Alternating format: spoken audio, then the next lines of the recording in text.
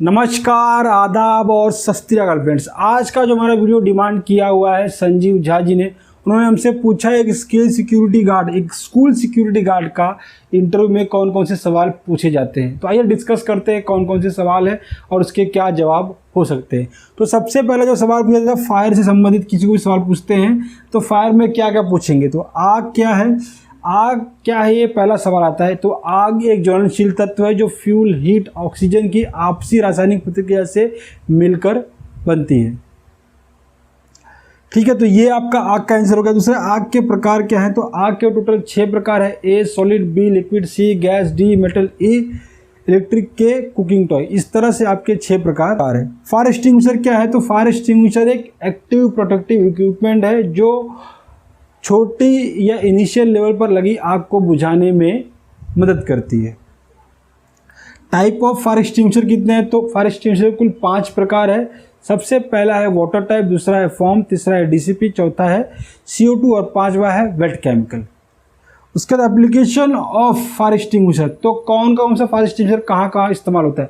तो water type fire extinguisher वो केवल ए टाइप मतलब सॉलिड टाइप की फायर पर ही इस्तेमाल किया जा सकता है। दूसरा है फॉर्म को आप ए टाइप और बी टाइप मतलब सॉलिड और लिक्विड टाइप की फायर पर इस्तेमाल कर सकते हैं। ड्राई केमिकल पाउडर को आप सभी तरह की फायर पर इस्तेमाल कर सकते हैं, लेकिन इलेक्ट्रिकल फायर में इसको रिकमेंड नहीं किया जाता है क्योंकि इससे इलेक्ट्रिक इक्विपमेंट खराब हो जाते हैं। CO2 एप्लीकेबल टू ऑल है, सभी तरह की फायर पे इस्तेमाल किया जाता है। CO2 को विशेष तरह आप देखेंगे तो इलेक्ट्रिकल फायर के लिए इस्तेमाल किया जाता है, लेकिन CO2 कैपेबल है सभी तरह की आग को बुझाने के लिए। उसके बाद वेट केमिकल है। वेट केमिकल को आप कुकिंग ऑयल टाइप मतलब जहां मेगा किचन्स होते हैं, बड़े बड़े किचन्स वगैरह होते हैं, वहां पर जो आग लगती है उसको बुझाने के लिए इस्तेमाल किया जाता है। इसको सॉलिड टाइप की फायर के लिए भी इस्तेमाल किया जा सकता है। तो इस तरह से आपने देखा आग क्या है, आग के प्रकार क्या है, फायर एक्सटिंग्विशर क्या है, टाइप ऑफ फायर एक्सटिंग्विशर क्या है और एप्लीकेशन ऑफ फायर एक्सटिंग्विशर क्या है। आइए देखते हैं कि फर्स्ट एड में कौन से सवाल है। तो सबसे फर्स्ट एड में यही बहुत इंपॉर्टेंट पूछते हैं कि CPR क्या है। तो CPR का फुल फॉर्म कार्डियोपल्मोनरी रिससिटेशन। अब इसका मतलब है कि मरे हुए हृदय को पुनर्जीवित करना। ठीक है, तो अब CPR किसको दे सकते हैं। वो व्यक्ति जिसको किसी भी वजह से, ठीक है, बिजली का धक्का लगने से या फिर कार्डियक अरेस्ट वगैरह, जिसके हृदय की गति बंद हो गई और श्वास लेना जिसने बंद कर दिया है, मतलब हृदय की गति बंद होना और श्वास के सिम्टम वगैरह जब नहीं मिलेंगे तो ऐसे व्यक्ति को हम CPR देते हैं। अच्छा, क्लिनिकल डेथ क्या है, बायोलॉजिकल डेथ क्या है। तो फ्रेंड्स क्या होता है, अगर किसी व्यक्ति को किसी भी वजह से उसके हृदय की गति बंद हो गई है, ठीक है, और उसके बाद इसकी ब्रीदिंग भी बंद हो गई है, उसका सांस लेना भी बंद हो गया है, ऐसा 2 सिम्टम नहीं दिख रहा है, तो क्या होता है उस समय से मतलब इसको 0 मानते हैं। और यहाँ पे ये 5 से 6 मिनट का जो समय है, ये शुरुआती समय होता है, इसको बोलते हैं क्लिनिकल डेथ। ठीक है, और इसके बाद वाला जो समय होता है 6 से 11 मिनट का, उसको बोलते हैं बायोलॉजिकल डेथ। तो यहाँ पर आप देखेंगे जो शुरुआती 5 से 6 मिनट का जो आपने CPR देना शुरू कर दिया तो उसके बचने की संभावनाएं बढ़ जाती हैं, और 6 से 11 मिनट का जो समय होता है यहाँ पर संभावनाएं बहुत कम रहती है। इसीलिए कहा जाता है कि जल्दी से जल्दी CPR उसको दे। तो कंप्रेशन और ब्रीथिंग का रेशियो क्या है। तो कंप्रेशन जो रेशियो होता है, ब्रीथिंग का रेशियो होता है 30:2 होता है, मतलब 30 कंप्रेशन के बाद 2 ब्रीदिंग देनी होती है। और कंप्रेशन का जो स्पीड रहेगा वो कितना होता है, 60 सेकेंड में 120 से 100 बार आपको हृदय आपके चेस्ट को, मतलब जो मरीज वहाँ पर पेशेंट है उसके पेशेंट के चेस्ट को 100 से 120 बार 60 सेकेंड में दबाना है, इतनी स्पीड रखना है। और कब तक देना है इसको। तो फ्रेंड्स कब तक देना है, जब तक कि एम्बुलेंस वगैरह जिसको आपने बुलाया है, कॉल किया CPR देने से पहले, वो नहीं आती है तब तक। या फिर अगर ये कंप्रेशन वगैरह देने से व्यक्ति जीवित हो गया है, सांस वगैरह चलने लगी है, दिल की धड़कन चालू हो गई, तब भी आप कंप्रेशन रोक सकते हैं, CPR को रोक सकते हैं। तो ये सवाल आपको फायर और फर्स्ट एड से संबंधित पूछे जाएंगे। अदर क्वेश्चंस क्या है।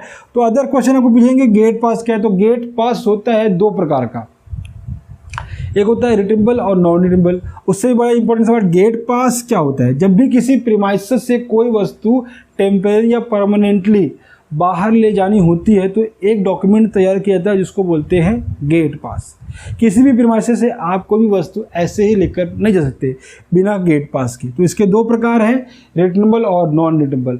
मान लीजिए आपके अब रिटर्नेबल का मतलब क्या है, आपके प्रीमाइसेस मतलब आप जिस स्कूल वगैरह में काम कर रहे हैं वहाँ पंखा है, वो पंखा ख़राब हो गया है तो उसको रिपेयर करने के लिए भेजना है। तो ऐसे मतलब ये रिपेयर होने वाला है, मतलब ये वापस भी आएगा। तो जो टेक्नीशियन, जो भी इलेक्ट्रीशियन उसको लेके जाएगा वो क्या करेगा, गेट पास ड्रॉ करेगा। वो गेट पास पे आपके प्रिंसिपल के, आपके डिपार्टमेंट जो एडमिन है उनका सही होगा, सिक्योरिटी डिपार्टमेंट के आपके सुपरवाइजर का सही होगा, सिक्योरिटी ऑफिसर जो रहेंगे वहाँ पे उनका सही होगा। ये 3 लोगों का सही होगा। उसके बाद ये जो इलेक्ट्रीशियन है इस डॉक्यूमेंट का एक झेरॉक्स आपको देकर उस गेट पास के जरिए पंखे को बाहर ले जाएगा। और वहाँ पर आप देखेंगे तो गेट पास पे एक्सपेक्टेड डेट लिखा होगा, मतलब ये पंखा कितने दिन में रिपेयर होकर वापस आएगा। तो ये सारी चीज़ आपको वेरीफाई करनी है, सिक्योरिटी सुपरवाइजर पर कॉल करना है, उसके बाद उसको पंखा ले जाने देना है। अगर मान लीजिए एक्सपेक्टेड डेट से थोड़ी देरी हो गई तो आप कॉल करके पूछना, ये आपका भी काम है, सुपरवाइजर का भी काम है, चाहे जो कर ले, ठीक है। मेनली सुपरवाइजर करते हैं, तो पूछते हैं कि और कितनी देरी लगने वाली है या फिर पंखे का क्या हुआ। तो इसको बोलते हैं गेट पास। वर्क परमिट से संबंधित है तो वर्क परमिट जो होता है 4 तरह का होता है। सबसे पहला जो वर्क परमिट होता है हॉट, मतलब आपकी प्रीमाइसेस में ऐसा कोई काम हो रहा है जहाँ पर आग निकल रहा है, जैसे ग्राइंडिंग होता है, ड्रिलिंग वगैरह होता है, तो वहाँ पर आग निकलता है, मेटल कटिंग वगैरह का काम होता है तो वहाँ पर आग निकलता है। तो ऐसे काम को करने के लिए आपको चाहिए हॉट वर्क परमिट। अगर आपके प्रीमाइसेस में कहीं सिविल का काम चल रहा है, फर्नीचर बनने का काम चल रहा है, तो इसको बोलते हैं, यहाँ पर आग नहीं निकलती, इसको बोलते हैं कोल्ड वर्क। तो इसके लिए आपको कोल्ड वर्क परमिट की ज़रूरत पड़ने वाली है। अगर आपके प्रीमाइसेस में से अब स्कूल है, जाहिर सी बात है, तो वहाँ पर ड्रेनेज पाइप वगैरह होती है, ड्रेनेज लाइन वगैरह होती है, तो ड्रेनेज लाइन को साफ़ करने के लिए अब जो ड्रेनेज जो लाइन है वो सकरी जगह होती है, तो ऐसी जगह को बोलते हैं स्पेस, कन्फाइंड स्पेस बोलते हैं इसको। तो ऐसी कन्फाइंड स्पेस पे मतलब सकरी जगह पे जो कोई घुसते हैं और काम करते हैं तो उसके लिए आपको लगता है confined special entry work permit. तो उसके लिए आपको ये तीसरा वर्क, चौथा है स्पेशल एंट्री वर्क परमिट। तो अगर आपके प्रीमाइसेस में लैब वगैरह है जहाँ पर रेडियो एक्टिव तत्व वगैरह रखे हुए हैं, ऐसा भी अगर आपके प्रीमाइसेस में कुछ है तो उसकी स्पेशल एंट्री के लिए वहाँ पर अगर आपको जाना है तो उसके लिए आपको स्पेशल एंट्री वर्क परमिट की ज़रूरत पड़ेगी। तो इस तरह से हम आपको वर्क परमिट संबंधित प्रश्न भी पूछे जाएंगे। फिर सिक्योरिटी गार्ड की ड्यूटीज पूछेंगे। तो सिक्योरिटी गार्ड की 5 ड्यूटी है, gate control, person control, vehicle control, material control और की कंट्रोल। गेट कंट्रोल मतलब है ऑथराइज पर्सन के लिए गेट ओपन करना और अनऑथराइज लोग के लिए गेट के दरवाजे को नहीं खोलना। अब अनऑथराइज मतलब कोई विजिटर वगैरह आ गया है तो अगर वो आया है तो किसी से मिलना वगैरह है तो कंफर्मेशन के बाद उसके लिए गेट को ओपन करना इज कॉल्ड गेट कंट्रोल। तो गेट पे जितना ही मूवमेंट होता है उसको कंट्रोल करने को बोलते हैं गेट कंट्रोल। पर्सन कंट्रोल मतलब गेट से स्टाफ वगैरह भी आएंगे तो स्टाफ की प्रॉपर आईडी वगैरह चेक करना, अनऑथराइज लोगों को बिना इंक्वायरी के, बिना परमिशन के, बिना कंफर्मेशन के लिए नहीं छोड़ना, इसको बोलते हैं पर्सन कंट्रोल। ये सब शॉर्ट में समझा रहा हूँ। फिर व्हीकल कंट्रोल, आपके प्रीमाइसेस में आपके स्टाफ भी व्हीकल लेके आएंगे और कुछ विजिटर भी आएंगे, कुछ अनऑथराइज लोग भी आएंगे, तो ऐसे लोगों को कंफर्मेशन के बिना, इंक्वायरी के बिना नहीं छोड़ना इस कॉल व्हीकल कंट्रोल। की कंट्रोल, आपके प्रीमाइसेस में बहुत सारे क्लास की चाबी होगी, मीटर रूम की चाबी होगी, एसटीपी प्लांट होगा उसकी भी चाबी होगी, ठीक है, मीटर रूम की चाबी होगी। तो ऐसे बहुत सारे जो चीज़ें हैं, कैबिन होगा, डिपार्टमेंट्स होंगे, उन सब की आपके पास चाबी होगी। तो ऑथराइज पर्सन को चाबी देना और ऑथराइज पर्सन ही चाबी लेना इज कॉल्ड की कंट्रोल। तो इस तरह से मटेरियल कंट्रोल, आपकी प्रीमाइसेस से बहुत सारे मटेरियल जाएंगे और आएंगे तो उसका इनवर्ड आउटवर्ड मेंटेन इसका करना, इसको बोलते हैं मटेरियल कंट्रोल।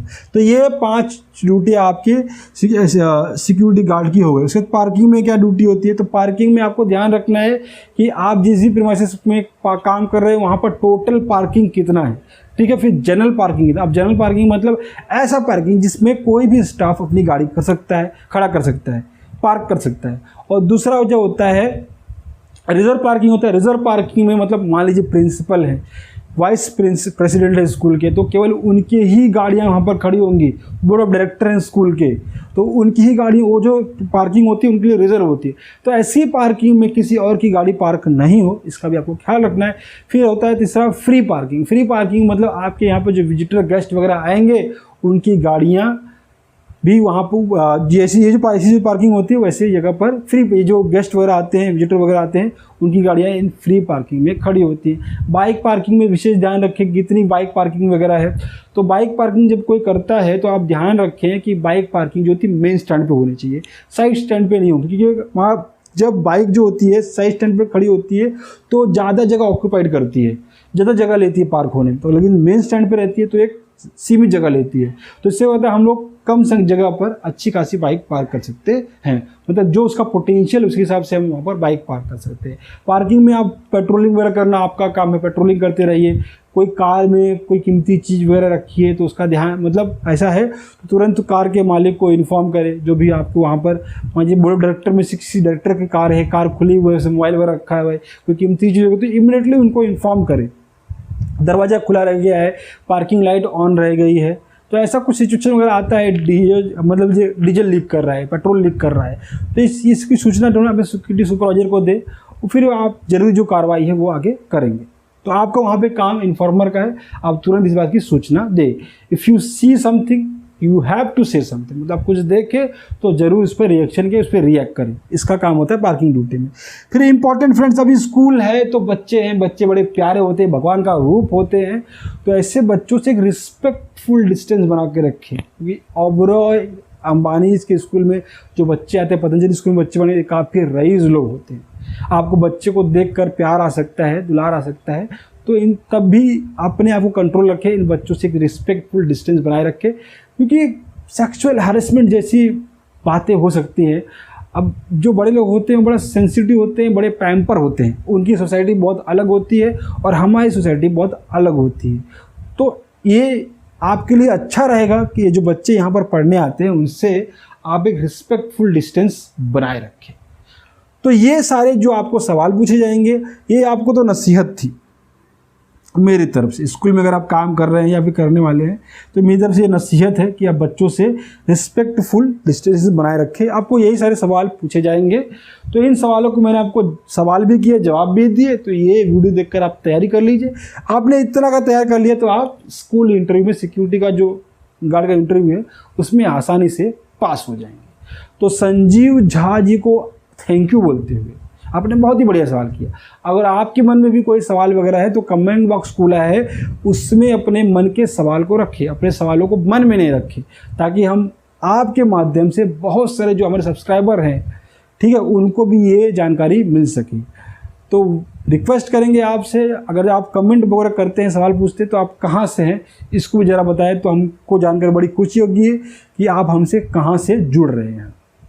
वीडियो पसंद आया है तो लाइक कर दे, चैनल पर नए हैं तो सब्सक्राइब कर ले, और हमसे जुड़ने के लिए सब्सक्राइब करने के बाद बेल आइकन को जरूर हिट करें, ताकि जब भी मैं वीडियो अपलोड करूं सबसे पहले नोटिफिकेशन आपको मिल सके। मिलते हैं नेक्स्ट वीडियो में, तब तक के लिए जय हिंद।